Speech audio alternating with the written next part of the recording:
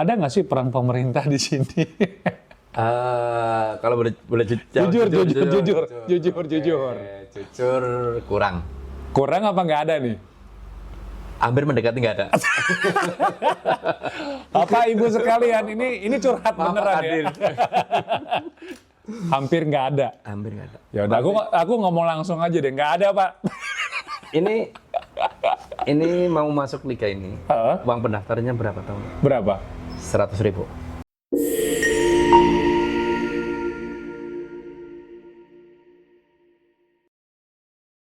Selamat datang Sabto.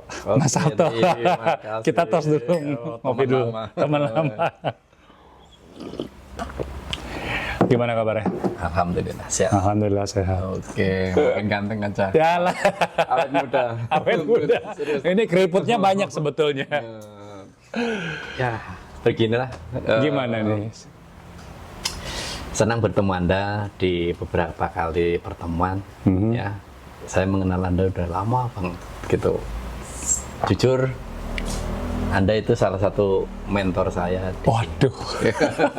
Walaupun tidak secara langsung ya, tapi mentor saya. Karena bagaimanapun banyak hal-hal yang menurut saya penting yang bisa didapat dari Kak Agung. Siap. Ya. Oke. Jadi Mas Sabto ini kita kenal udah Ya 10 tahunan mungkin. 10 tahun ada ya kita ya.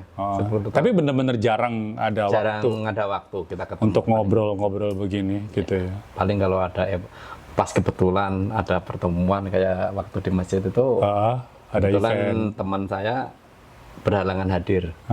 Tetapi dia mengundang saya untuk mewakili gitu, datang gitu. Ya udah hadir aja. Tapi karena memang berhalang hadir akhirnya kita bisa ketemuan. Jodoh. Terus kita ngobrol.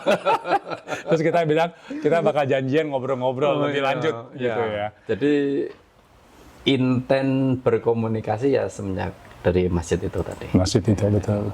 Kalau yang dulu-dulu ya sekedar mengenal. Ya, cuman hai.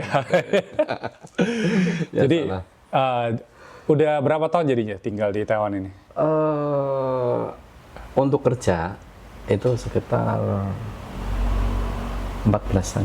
Kalau kerja ya. Tapi kalau dihitung pertama datang terus pulang ya udah banyak. Jadi sebenarnya sempat bolak-balik juga ya? Ya, sempat bolak-balik. Di sini tahun 2001 saya sudah datang ke sini. 2001. Wow. Waktu itu masih umur 21 tahun. Sekarang umur 25 ya? Bisa aja. jadi kita jangan hitung usia sebetulnya. Oke. Jadi ya, banyak hal yang saya pribadi pusang likai ke Taiwan. Jadi Taiwan itu mengajarkan berbagai hal. Oh ya? Kehidupan. Gimana? Dalam pribadi saya, mulai dari keberagaman, yang terus pengalaman kerja yang tentunya pengalaman kerja yang tidak saya dapatkan di tempat lain, karena memang jujur kalau di Indonesia saya jarang kerja ikut orang lain. Biasanya kalau udah pulang gitu ke rumah, kita buka usaha gitu. Buka usaha apapun itu, buka usaha gitu. Saya mulai dari jual kelapa pernah. Kelapa maksudnya kelapa butiran. Saya naikin obrok, naik sepeda motor. Oh ya? Ya, jual beli ubi ke petani. Terus kita potong-potong jadi apa? Terus kita store ke bos. Beli jagung. Beli pisang ke hutan. Itu udah biasa. Wow. Itu kalau di rumah itu seperti itu. Itu yang mikirin ide untuk melakukan hal itu dari orang tua atau? Mungkin jiwa entrepreneur saya bergejolak. Jadi intinya saya nggak mau kerja sama orang lain sebenarnya, kecuali kalau di luar negeri. Intinya itu aja sih. Kalau di Indonesia sekecil apapun usaha, kalau bisa kita punya usaha sendiri. Itu yang nanamin dari siapa tuh? Petani. Maksudnya yang menanamkan mental? Oh, menanam. Mungkin karakter ya, karena orang tua saya itu semuanya ibu kandung saya itu pedagang, Hmm. gitu. Terus ibu angkat saya juga pedagang. Hmm. Jadi mungkin dari situ saya bisa melihat sebagai apa beliau bangun, Hmm. ya, untuk prepare sarapan anak-anak sampai bekerja, pulang larut, gitu, maghrib, gitu, baru pulang mereka. Beliau baru pulang. Jadi dari dulu memang udah ngelihat orang tua ngapain, dan itu kayaknya sudah jadi pemandangan hari-harian. Jadi udah Ya, terbiasa, udah terbiasa. gitu ya. Jadi kalau waktu kecil kan sekolah gitu ya, sekolah, pulang sekolah kita ngapain sih? Kita main, gitu, mandi di sungai gitu, udah biasa gitu. Bisa renang juga gara-gara mandi di sungai. Dicemplungin gitu belajar berenang ya. Dulu itu kan ada sungai irigasi toh. Ada irigasi gitu, kalau pas airnya pas penuh itu bisa sampai segini gitu. Jadi bolehlah buat renang. Jadi sebenarnya kalau mau belajar berenang tinggal cemplungin aja anak-anak ya. Pasti bisa berenang sendiri gitu ya. Jadi sampai sekarang, apalagi kalau saya jalan ke Cilong, ke pantai itu, kalau lihat air laut bawaannya pengen Nyemplung.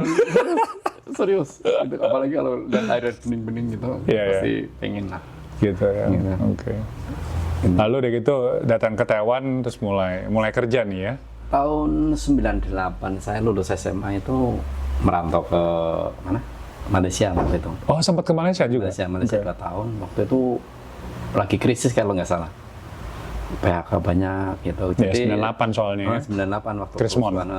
Waktu itu banyak teman-teman di perusahaan waktu di Malaysia itu notabene dia ada yang bekerja kan senior gitu. Iya. Itu kan saya kerja di jahit gitu.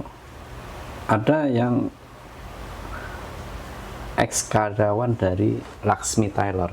Laxmi Tailor itu TVRI tahu nggak? Pembawa berita. Itu jasnya dari Laxmi Tailor. Ada Pak Afkahani kalau nggak salah. Jadi dari perusahaan besar tapi akhirnya kerja di luar negeri juga gitu. Ya karena memang kondisinya memang nggak mungkin waktu itu. Iya. Berapa tahun di Malaysia gitu? Sekitar 2 tahun. 2 tahun. Tapi rasa pengen sekolah waktu itu masih ada. Pokoknya pulang kan suruh memperpanjang sama manajer itu. Nggak, aku pulang mau sekolah. Sampai rumah urungkan lagi nih, udahlah cari dulu aja. Cari dulu. Ya. Agak ke Taiwan gini. Ceritanya seperti itu. Gitu ya. Di Taiwan sekarang sempat kerjanya total berapa tahun? Tadi dari tahun 2001 ya? Ya kalikan 4 kali. 4 kali 12. Dan sekarang udah menetap di Taiwan nih? Sudah. Udah menetap. Sudah menetap, belum dapat. Ya baru 3 tahun. Belum dapat KTP lah. Belum dapat KTP. Karena kemarin sempat vakum, tidak sekolah. Saya masih kelas 3 SD. Setahun itu nggak sekolah ya. Jadi karena sibuk jadi tenaga udah habis, mau berangkat ke sekolah. Udah capek. Pengen lagi nggak balik sekolah di Taiwan lagi? Pasti. Karena sesuatu yang baik. Betul. Itu menyenangkan. Betul. Serius. Betul. Karena saya senang mencari ilmu, gitu, apapun itu, gitu. Mulai bekerja ataupun yang lain. Jadi sampai saat ini, alhamdulillah dengan kemampuan saya bisa berkomunikasi dengan publik mungkin bisa saya sampai yang kebetulan saya sebagai wasit ya di Taipei, wasit Taipei di Liga Bule itu untuk conversation masih bisa didengarkan. Iya. Jadi masih bisa menggunakan bahasa Inggris, bahasa Mandarin gitu, masih boleh lah. Tapi jadi wasit di Taiwan itu gampang nggak? Maksudnya sebenarnya awalnya apa sih kok bisa sampai? Karena di Taiwan itu ya orang Indonesia, kalau bilang orang Indonesia yang jadi olahragawan nggak dikit, ada lah ya beberapa ya. Ya dari yang binaragawan, ya. Kayak Mas Sarita itu. Sarita, terus udah gitu sepeda, runner, sebenarnya banyak. Tapi kalau bicara soal wasit, kayaknya sampean ini satu-satunya di Taiwan orang Indonesia yang punya gelar wasit, di mana wasitnya itu bukan hanya untuk orang Indonesia, Ya. tapi udah sampai, ini boleh bilang small internasional ya. Itu ceritanya gimana itu? Sebenarnya saya punya 3 partner, Mas. Yang satu punya lisensi di Indonesia, yang satu dikerja di Kuanin. Itu sama-sama Indonesia. Oke. Kita 3 partner ini ibaratnya satu paket lah gitu. Jadi kalau misalnya mau Ada nyari, turnamen apa gitu, ya, kita pergi kita bareng. bertiga, satu lapangan bola. Kalau saya nggak main bola nih, jadi satu lapangan bola itu 3 wasit ya. Tiga wasit. Tiga Satu tengah, 2 pinggir. Jadi- Jadi nanti gantian. Oh, jadi satu paket Rolling, ya. rolling. Lo mau nyari gue mesti satu paket, kita bertiga. Sebenarnya sih tidak ya. Untuk saat ini karena saking banyaknya turnamen, Wow. kita pesakongsi. Oh. Satu ke sana, terus saya kan harus cari asisten wasit Iya, gitu, lineman gitu. Ya saya perbantukan anak-anak saya. Teman-teman yang lain. Ya, teman Iya, yang iya, lain iya. saya kasih sedikit briefing gitu. Ya udah jalan. Jalan, gitu. gitu ya. Oke. Apa nih yang bisa membawa? Mulainya dari mana? Kok bisa jadi wasit? Sebenarnya sederhana sih saya. Nggak ke Taiwan, nggak dimanapun, saya harus cari lapangan. Lapangan apa? Lapangan bola. Karena disitulah Hah? saya bisa mendapatkan teman secara instan. Oh. Misalnya nih, Ah. waktu di Malaysia gitu, ya. Udah kita cari lapangan, di situ ada teman main bola, kita tinggal ngomong aja, boleh nggak aku main gitu. Udah main. Besoknya dipanggil lagi, besok main lagi ya gitu. Gitu. Udah sederhana aja, bawa sepatu, bawa bola, udah selesai. Jangan. Jadi kita pergi kemanapun ya, negara manapun sama lah. Gitu. Jadi ya Mencari teman dan kebahagiaan di bola itu gampang sebenarnya sebetulnya. ceritanya itu waktu itu kenapa kok bola itu bagi saya itu sangat menginspirasi. Bola itu mengajarkan saya kebersamaan. Gitu. Waktu itu di rumah waktu masih muda kan ikut SSB, sekolah sepak bola gitu. Kebetulan SSB pertama kali saya lumayan jauh. Ada sekitar 8 kilo atau 10 kilo. Naik sepeda, bro. Untuk bermain bola, mesti naik sepeda dulu. Latihan. Latihan. Oke. Itu pulang sekolah sekitar jam 1, jam 2 pulang. Habis itu kita udah makan bersih-bersih. Tugas saya apa? Kan nimba air itu. Nimba air buat ngisi bak mandi untuk keluarga gitu. Udah selesai, makanya ini dulu besar ini. Keker ya. Karena gini, kerjaannya gini. Itu rutinitas itu. Terus udah selesai 2:30 udah berangkat cabut. Sampai lapangan jam 3, jam 3:30 udah sampai di lapangan. Pulang maghrib sampai isya. Waduh. Itu 1 minggu 3 kali. Itu nggak henti itu. Itu 1 minggu 3 kali. Itu kadang-kadang suka dukanya kita naik angkot. Berangkatnya naik angkot, pulangnya naik truk. Karena angkot udah istirahat ya kali ya. Berhentiin tadi Nebeng. Saya juga dulu pernah melakukan hal itu. Oh, nebeng. sama. Nggak begini, kita dia lagi parkir lampu merah, kita naik, nebeng. Terus kita waktu itu kecamatan saya kan mau bikin SSB baru. Di mana? Kecamatan di mana? Kroya, kecamatannya Kroya, Kabupaten Cilacap, Jawa Tengah. Itu bikin SSB baru. Itu pertama kan memang kita sering berkumpul loh. Terus gimana kita bikin pelatih saya kita bikin ya sekitar 96 97 kita bikin waktu itu. Gitu. Sampai sekarang masih ada. Wah, jadi udah banyak adik-adik kelas nih ya. Nah, banyak.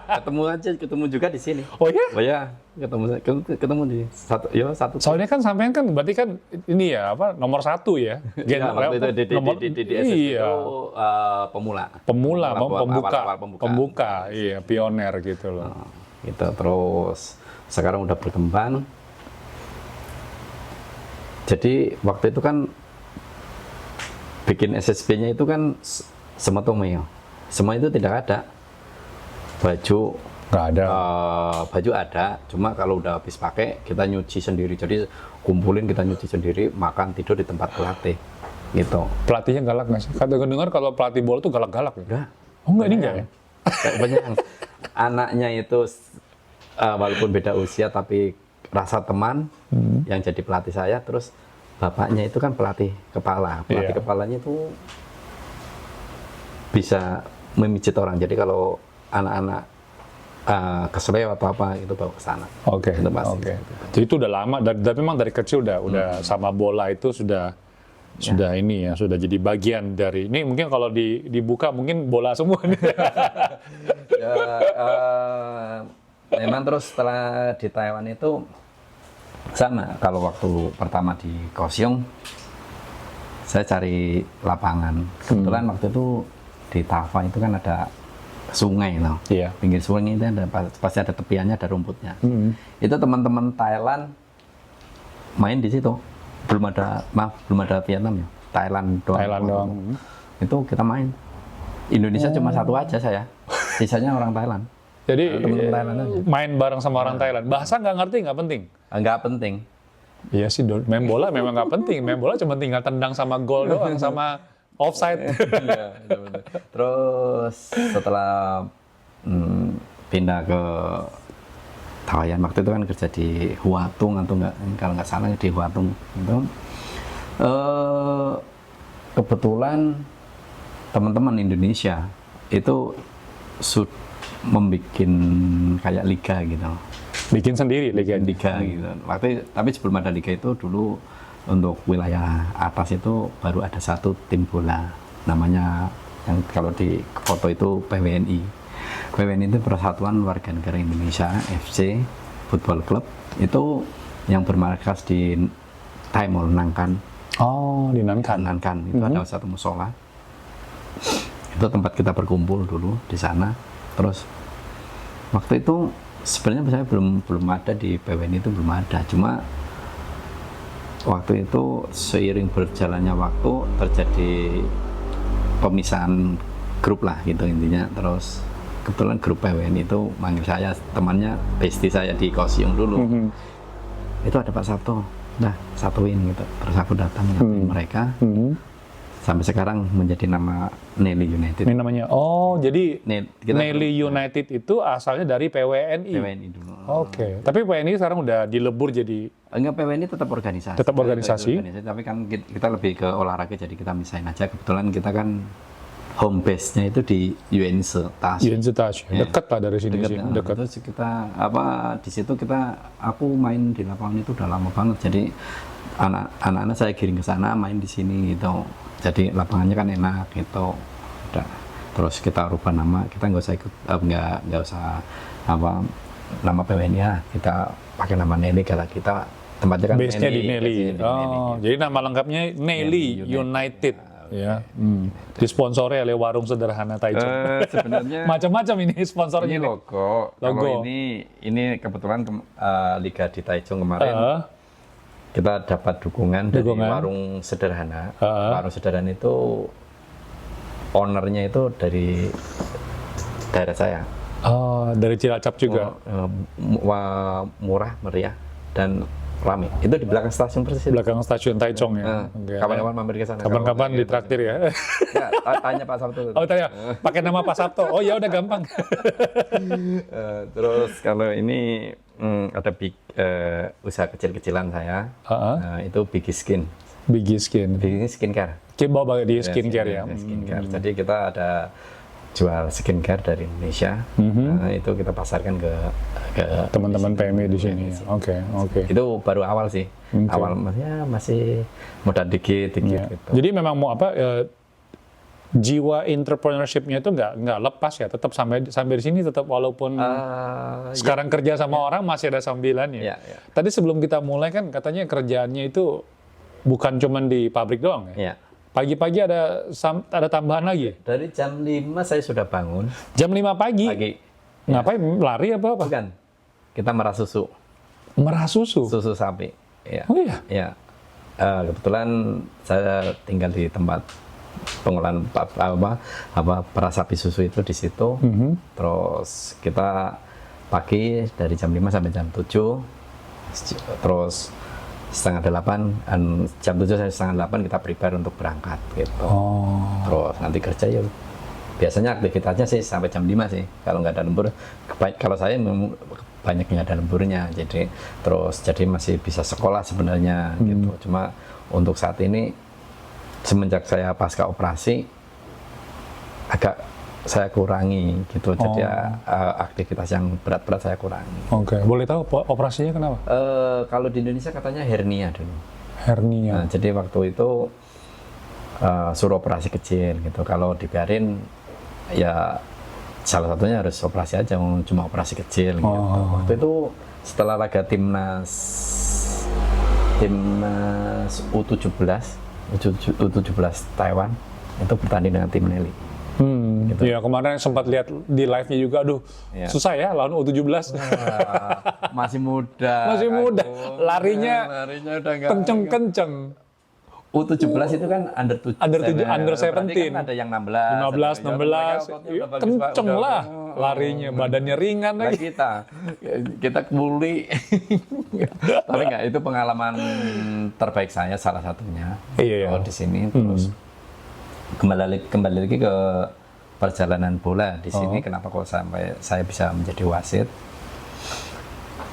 Kebetulan di wilayah atas itu dulu 2014 kalau nggak salah itu teman-teman ngadain liga gitu. Jadi bermunculan tim-tim yang lain termasuk Nelly ini tadi. Kalau boleh tahu di Taiwan itu total ada berapa liga untuk orang Indonesia?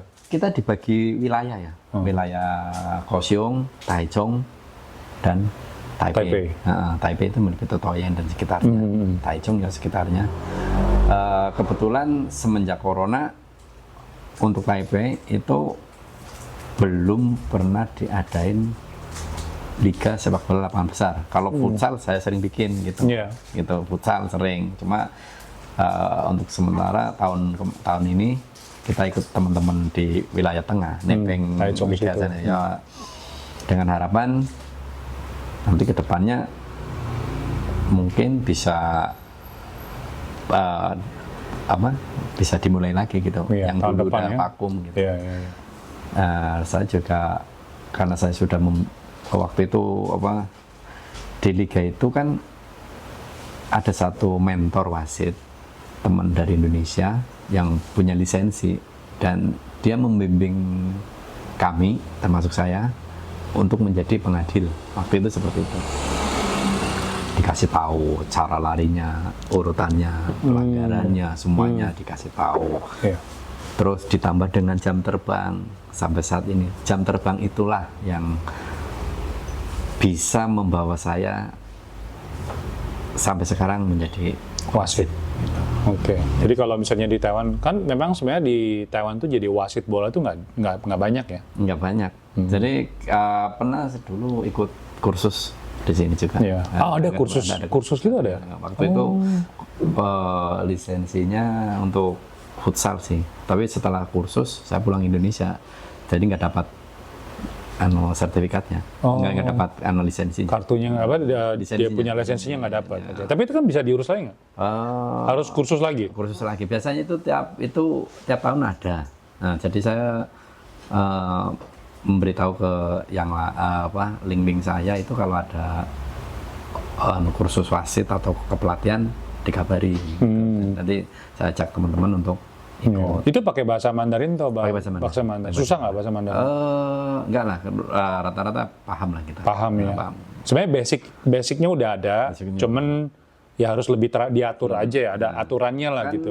Setiap regulasi itu bisa setiap tahun berubah. Peraturan terbaru, bola bisa berubah? Bisa. Karena kan cuman itu mengikuti perkembangan zaman. Mengikuti perkembangan zaman. Jadi kadang-kadang contoh ya, misal kata kalau dulu kan kalau penalti misalnya kiper kan bisa maju bebas gitu. Sekarang nggak boleh, harus stay di garis di telannya. Nggak boleh. Terus apalagi sekarang ada VAR. Gitu. Jadi semakin bagus perkembangannya. Jadi Oke.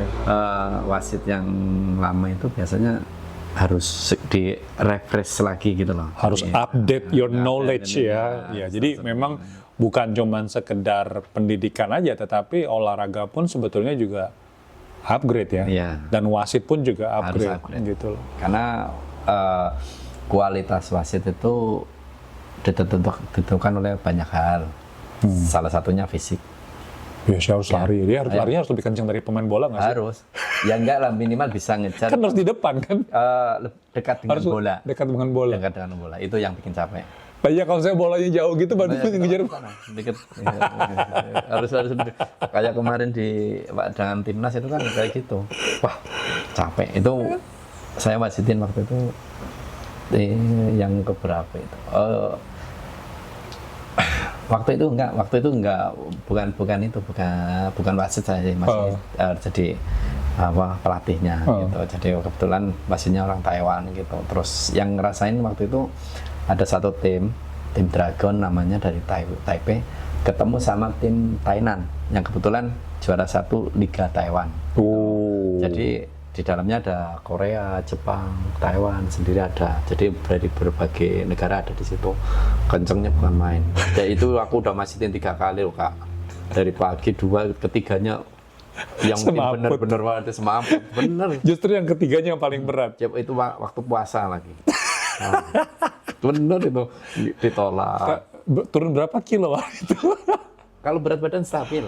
Gitu ya? Jadi jarang ya 64 sampai 67 lah. Oke. Nggak bisa over. Iya, karena kan memang ini burning terus ya, maksudnya lari gitu kan ya.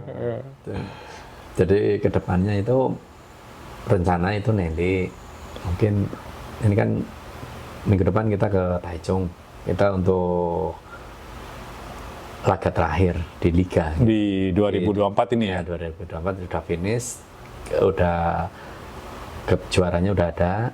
Karena kita yang sedang bersaing itu ada 3 tim sebenarnya, Nelly sama Nelly? Dadu sama satunya lagi Garuda atau apa gitu, tim dari Taichung itu bersaing untuk merebutkan runner up. Oh. Jadi besok itu semua masih bisa mungkin untuk bisa menjadi kedua. Oke, juara satunya sekarang siapa? Bila Rodra. Oke. Bila Rodra itu teman-teman ya satu organisasi mungkin dari Panturan gitu mungkin seperti itu. Nah, jadi biasanya kalau organisasi setiap kelompok ini mereka itu punya akun masing-masing. Ya, akun TikTok masing. Mereka Banyak punya sekarang bawain TikTok. gitu ya. banyak. Jadi kayak Nelly official ada. Tapi kalau Bila Rodra di medsosnya kurang aktif. Kayaknya kan. Tapi yang lainnya udah mulai bermunculan karena sekarang itu untuk mencari pemain mungkin dibilang mudah karena peran media sosial itu tadi gitu. Kalau dulu kan nggak bisa kita sampai sempat pasang banner gitu. Dicari pemain. Sekarang nggak perlu ya? Nggak perlu sekarang. Oh. Buka TikTok aja udah banyak yang penting konsisten. Nah kebetulan saya membimbing tim ini udah 10 tahun. Jadi ada impian saya bulan depan saya mau bikin turnamen di Chongli. Di Chongli ya. Chongli. Oke. Nanti turnamen ini akan ngundang dari selatan sampai ke utara atau gimana? Kita masih mengharapkan teman-teman yang tim-tim yang ada di wilayah Taipei dan sekitarnya. Oh, Taipei dulu ya. Jadi biar bisa membangun, oh ya sepak bola mau dihidupin lagi gitu. Iya. Ya doain aja bisa terlaksana. Iya, pasti kita pasti bakal dukung sih. Nanti kita lihat teman-teman mungkin aja yang habis lihat kita punya sharing hari ini, ngobrol-ngobrol hari ini, siapa tahu aja mereka bilang, "Oh, mau dukung, mau daftar." Oke. Tapi semuanya aktivitas tandingnya semuanya di Nelly apa di lapangan bola mana? Kebetulan di Chongli itu ada lapangan baru. Itu dulu itu tanahnya kayak tanah tentara itu. Itu Li Xin Iyen Haji Shangji. Oh, di Li Xin Iyen. Shangji itu. Rumah sakit Li Xin. Di agak gunung dikit gitu. Naik Kufang Lu tuh. Nah, itu agak masuk itu dekat sekolahan SMA apa itu? Futan. Futan. Apa Liu He? naik Liu He. Liu He. Inggris Liu He. Iya. Sebelahnya. Itu lapangannya baru. Oke. Jadi kebetulan kemarin teman yang kita ketemu di masjid itu mengenalkan saya dengan biro olahraga untuk bisa memakai lapangan di Chungli gitu. Oke. Dan kebetulan saya dengan pengurus lapangannya juga sering aktif komunikasi. Kemungkinan itu biayanya itu lumayan terjangkau. Itu sekitar 6.000 7.000 saja satu hari gitu. Tapi kan nanti saya kalkulasi dulu budgetingnya itu gimana. Terus saya juga berharap dukungan dari sponsor yang bisa membantu terwujudnya acara ini. Iya. Saya pengennya seperti itu gitu. Iya. Pasti ada sponsor lah. Asal ada tempat ada waktu yang cukup panjang untuk ngobrol. Iya, untuk ngobrol. Ya saya harus lobby beberapa partner yang mungkin mau untuk sama-sama membantu saya untuk bisa mewujudkan itu. Ya, di bulan Desember atau bulan Desember kan kebetulan di bulan Desember kan free.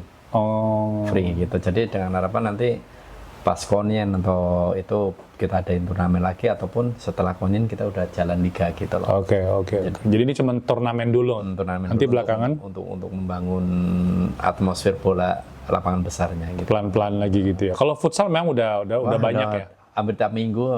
Gitu? Ikut. Ya karena teman-teman ada beberapa tim itu yang tiap minggu itu sering Thailand. Teman-teman Thailand sering bikin turnamen. Jadi ikut mereka gabung sama ikut turnamen. Jadi emang pergerakan futsal di Taiwan itu untuk pekerja migran sebenarnya itu rame ya?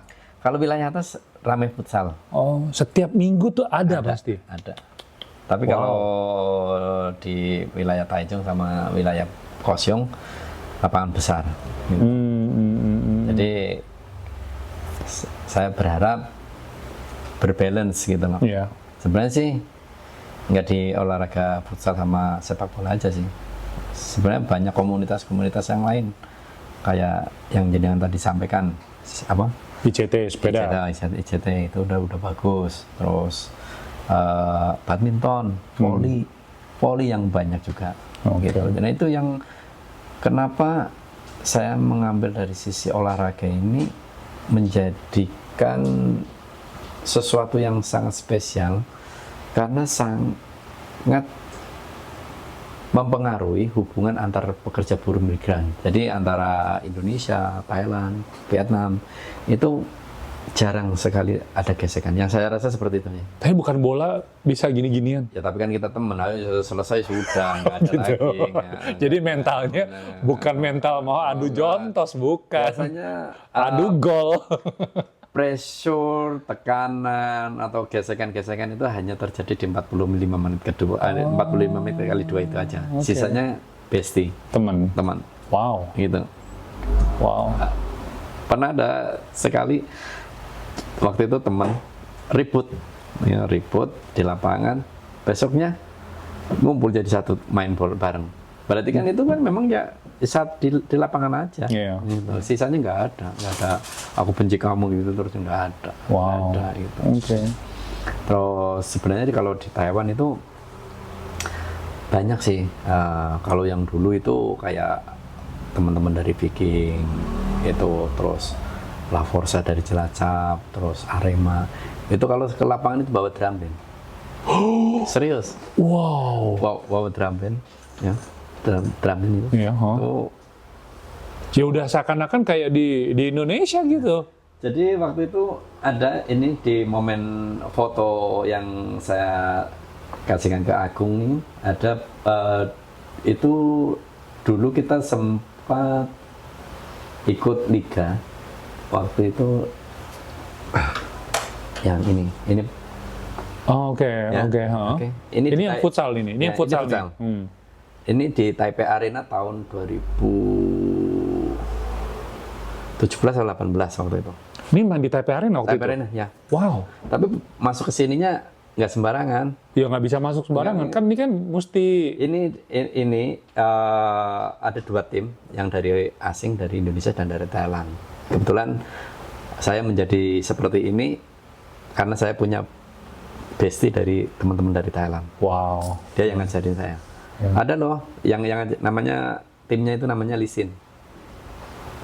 Lisin bukan hanya di olahraga sepak bola aja. Dia punya camp boxing, Thai boxing. Bisa berkunjung ke sana. Thai boxing. Ada nggak orang Indonesia di situ yang main gitu? Ada dulu ada teman dari Lombok yang ikut di situ. Itu bisa kalau ada waktu bisa mampir ke sana. Boleh. Penasaran. Itu memang bosnya itu baik dengan saya, terus dia yang mengajarkan sampai saya bisa masuk ke tim ini. Ikut membawa tim Indonesia masuk ke liga ini. Jadi sebenarnya di Taiwan itu nggak ada tidak mungkin bagi kita itu untuk masuk ke lingkungan orang Taiwan. Sebenarnya ada. Hanya kadang-kadang kita tuh udah apa sih sebenarnya minder atau kenapa? Sebenarnya kita nggak tahu jalan aja. Terus yang bawa ke situ itu siapa? Kan nggak ada. Soalnya bener di luar, ya udah aku cuma main hobi doang, sekedar hobi. Ini banyak teman-teman ini semuanya basicnya lapangan besar semuanya. Itu saya ngambil dari teman-teman dari lapangan besar gitu loh. Jadi kalau sekarang kan futsal sering, jadi bisa ngelihat pemain-pemain futsal itu tinggal copot-copot. Kalau dulu enggak, yang bagus di tim besar, yang lapangan besar saya ambil mau gitu. Ini pencapaian terbesar saya ikut liga ini. Oke. Gitu. Jadi kapan bisa diulang lagi nih? Untuk sementara tahun ini belum ada. Aku udah tanya ke pengurusnya dan pengurusnya kebetulan ya waktu itu ada satu tim itu di liga ini itu timnya itu pelatihnya timnas Taiwan. Wah, itu mesti kalau bisa juga. Kita harus deketin itu supaya udah kenal. Udah kenal ya. Oke. Kita udah sering ketemu di liga ini, terus ketemu di mana-mana kita saling ketemu. Gitu. Oke. Nah, terus udah gitu nih, kan kelihatannya berarti kan aktivitas bola itu sebenarnya udah nggak asing ya bagi benar-benar yang udah terjun. Tapi yang belum terjun, ya mungkin ngajak teman-teman juga sih ya supaya mereka yang memang punya kebiasaan, punya niat main bola mulai lagi setelah mungkin vakum berapa tahun di Taiwan, silakan bisa aja join ya, bisa join ya. Terus, nah ini pertanyaan yang mungkin agak ini ya, mungkin ya PMI begitu banyak, yang suka hobi juga tidak sedikit ya, sampai ikut turnamen kayak begini, dilihat gitu loh. Ada nggak sih peran pemerintah di sini? Kalau boleh jujur kurang. Kurang apa nggak ada nih? Hampir mendekati nggak ada. Bapak Ibu sekalian, ini curhat beneran ya. Hampir nggak ada. Hampir nggak ada. Ya udah, aku ngomong langsung aja deh, nggak ada Pak. Ini mau masuk liga ini. Uang pendaftarnya berapa tahun? Berapa? 100.000. Masuk liga ini 100.000. Mainnya di Sabtu sama Minggu. Terus aku dapat uang dari mana? Dari mana dong 100.000? Bingung kan? Iya. Nggak dapat. Lah kok bisa masuk gitu ya? Iya. Waktu itu saya bikin proposal.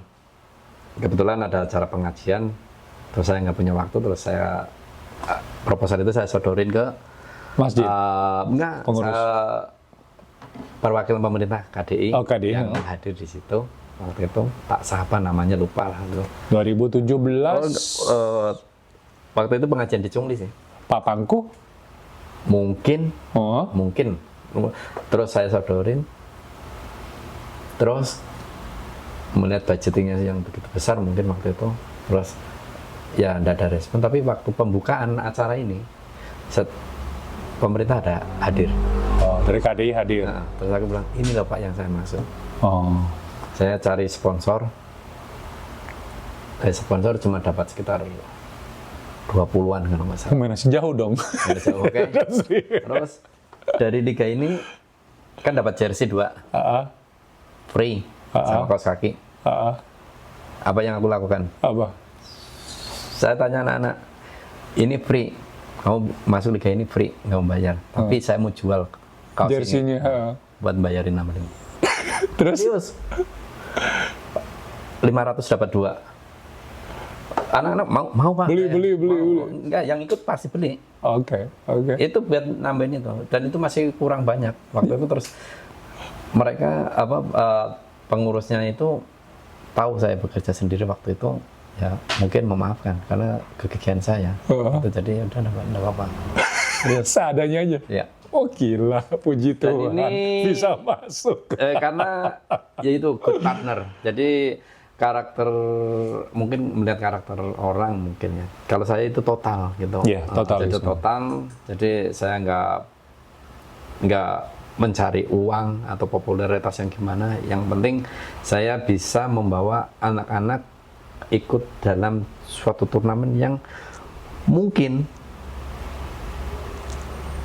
impossible untuk bisa masuk. Mungkin dalam seumur hidup mereka Baru kali cuma sekali itu dan sekarang setelah saya anak-anak banyak yang tanya kapan Pak kita masuk liga itu, kuatin budgetingnya dulu. Ya, itu serius. tapi nggak tahu ya, saya sendiri apa ya, kalau saya kan di sepeda ya sama teman-teman ICT ya, kadang-kadang kita itu memang juga terbatas dan saya nggak tahu sama Sabto sama nggak ya perasaannya. Jadi walaupun itu kita total di situ demi ini, terus begitu anak-anak dilihat sama orang-orang Taiwan, banyak yang tepuk tangan buat mereka, itu rasa kepuasannya itu ada ya. Kebahagiaan itu kayaknya, wah. Dulu waktu yang memori ini pihak panitia sampai Yomeo ini Pioyen. Dalam benak saya, aku tertuju pada Reok. Lo bayangin. Reok bisa masuk ke situ secara langsung dilihat mungkin bisa menambah apa keterkenalan dari Reok itu sendiri. Betul. Tapi waktu itu dari sana ngasih budget 9.000, terus saya sodorin ke teman-teman, terus mereka mungkin budgetingnya, melihat dari budgetingnya jadi kurang gitu, jadi untuk transportasinya kurang, ya udah aku nggak bisa, aku cuma sekedar menyalurkan. Iya. Gitu. Soalnya di sini tuh kita kan semuanya hampir 99% itu kita sebenarnya saling menyumbangkan apa yang kita punya dari keterbatasan yang kita punya, terus terjadilah sesuatu yang kita ingin wujudkan gitu loh. Oke. Dulu Liga Futsal ini awal 2014 itu saya cuma suruh lihat aja, serius. Suruh lihat teman saya Thailand sama bos Lisin, ayo Tok, kamu ikut saya gitu. Kemana Taipei Arena? Kebetulan waktu itu ada satu teman dari Afrika, mahasiswa dari UNSE, namanya Becky, gitu. Pinter, jago mainnya. Terus sama bos Lisin dia bilang 1 gol 1.000 waktu itu. Gak ngegolin. Padahal kalau di lapangan besar ngegolin. Di futsal nggak ngegolin. Beda ya soalnya. Beda. Jadi futsal dengan bola ada sedikit perbedaan. Sedikit sih. Tapi nggak bisa gol ya, beda jauh sih. 1.000 loh waktu itu. 1 gol 1.000 loh. Terus besoknya tahun besoknya tim saya ikut eksebisi. Eksebisi itu di laga ini kan ada waktu jeda istirahat. Nah, kita dipertemukan dengan tim-tim di waktu exhibition aja. Terus tahun berikutnya baru bisa masuk liga gitu. Itu pun masuk liga ini pun kita sering meeting hampir ya seminggu, sebulan sebelum liga berlangsung itu sebulan bisa 2-3 kali kita ke Taipei meeting membahas kesiapannya gimana gitu. Terakhir nih, tahun 2025 punya rencana atau punya mimpi apa? Karena kalau kita olahragawan itu selalu ngomongin apa selanjutnya. Oke.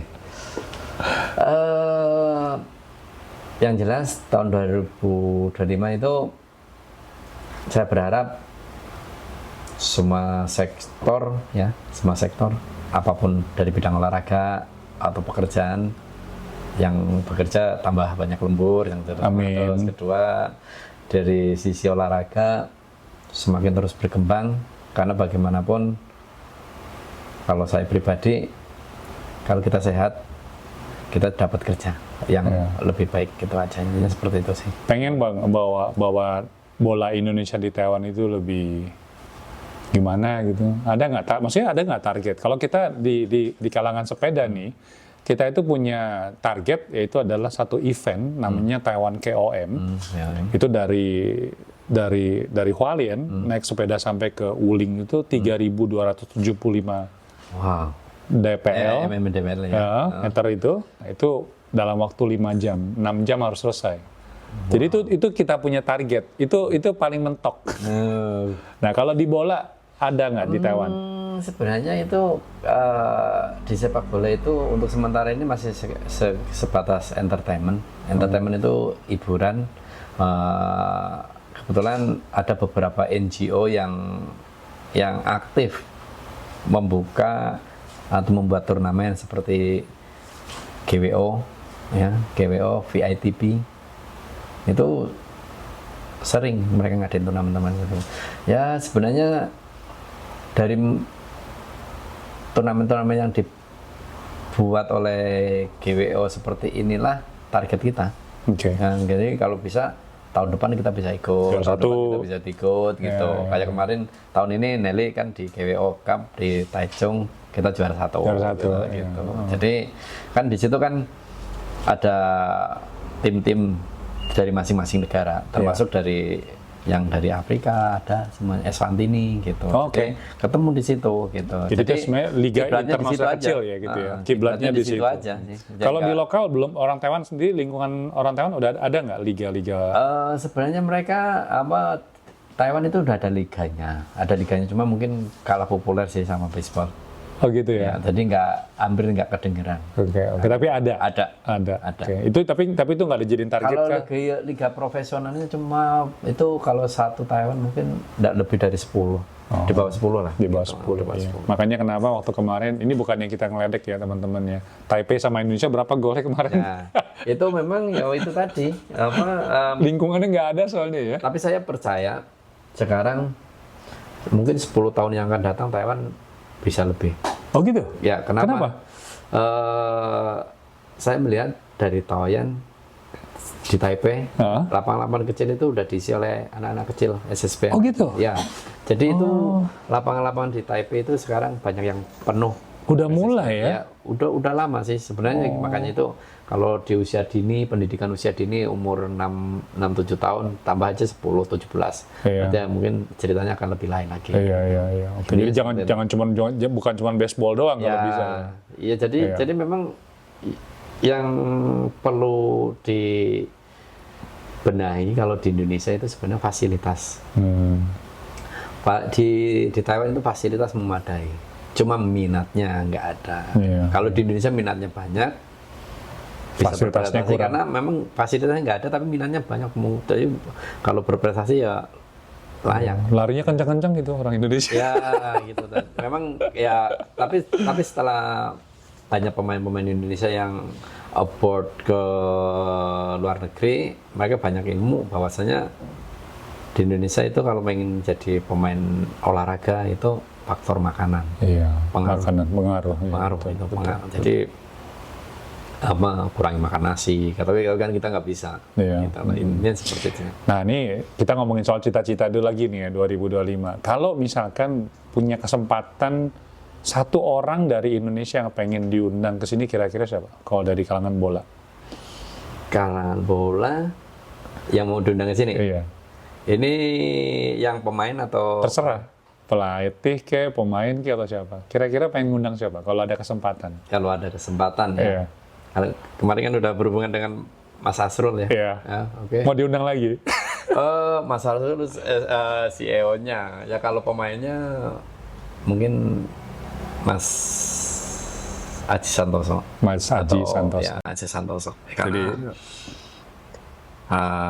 Persebaya itu yang dipimpin oleh Mas Asrul itu banyak sekali menumbuhkan pemain-pemain legend. Oh iya, guys. betul. Serius. Jadi Om Azrul silakan tahun depan Taiwancom sekalian bawa persembahan. Ya, jangan sepeda doang Mas. Om. Sayang kemarin nggak ketemu. Serius aku pengen. Iya, karena kemarin itu memang waktunya sangat mepet sih. Mepet, Ya, mungkin tahun depan moga-moga Om Azrul ke sini sediakin satu momen waktu ya. Oke, Nanti siap. kita kolaborasi, kita sediakan waktu mampir ke sini. Ajak lapangan. Iya, langsung ke lapangan Ajak Om lapangan. Azrul. Di Taiwan juga banyak bonek mania. Iya, kemarin sebenarnya Viking. ada rencana mau ketemuan, tapi kayaknya waktunya kurang pas. Ya. Karena pas kebetulan habis lagi typhoon juga itu kan. Iya. Iya. Terus liga yang dulu itu yang sebelum corona itu ada tim bonek ada. Ada ya? Ada. Iya, gabung wilayah Taipei. Iya, oke. Siap, ditunggu ya Mas Azrul. Iya. Oke, terima kasih nih Mas Sabto. Moga-moga impian sampean ini tahun 2025 terwujudkan. Terus teman-teman yang di Nelly United ini namanya makin lama makin harum. Nah, amin. Iya. Karena untuk mempertahankan sebuah tim untuk bisa bertahan sampai di usia 10 tahun Nggak gampang. Itu kalau memang nggak, karena kita kan sini kan regenerasi terus kan, ya kan? Pulang pergi, datang pergi. sekarang Nelly itu kan ownernya saya. Jadi ownernya, jadi memang saya mau kalau bisa tim ini itu punya brand sendiri gitu. Iya. Saya tetap lari karena bagaimanapun kalau saya sebagai pembimbing terus pemilik dari Nelly itu, saya ingin tim ini juga punya income. Betul. Oh. Kalau ngurus tim harus dong kita ada cuan lain yang bisa untuk membantu Nelly, Iya. walaupun sedikit. Ini kan jersey kan juga bikin di pabrik. Ya. Bikin di pabrik kan perlu uang juga. Duit dari mana coba, ya kan? Iya, sama. Seperti itu. Jadi Betul. intinya kita saling bekerja sama dengan partner saya yang mungkin partner saya selama ini mendukung saya untuk bisa melakukan perkembangan sepak bola. Terlebih sekarang di medsos itu kan banyak ya, itu teman-teman Indonesia sesama PMI dia punya usaha sendiri, seperti di sini jual jersey, jual sepatu bola. Nah, dari teman-teman seperti inilah saya harapkan bisa membangun persepak bolaan PMI di sini. Iya. Jadi, itu karena apa? Saya yakin kita bisa berprestasi bukan hanya di olahraganya, di bekerja saja. Kita juga bisa berprestasi di lingkungan yang lain, sektor yang lain. yang lain seperti olahraga. Soalnya masalah hidup itu bukan soal duit melulu. Ya. Bukan soal cuan melulu, karena kita kan manusia yang sempurna ya. Ada jasmani, ada rohani, ada emosional. Harus berimbang. Iya, harus berimbang semua. Semuanya harus jalan. Iya, Oke. Terima kasih Mas Sabto. Kita ketemuan lagi, ngobrol-ngobrol di kesempatan selanjutnya. Oke, terima kasih atas undangannya. Sehat selalu ya. Pokoknya kita terus berkomunikasi. Sip. Oke. Thank you. Oke.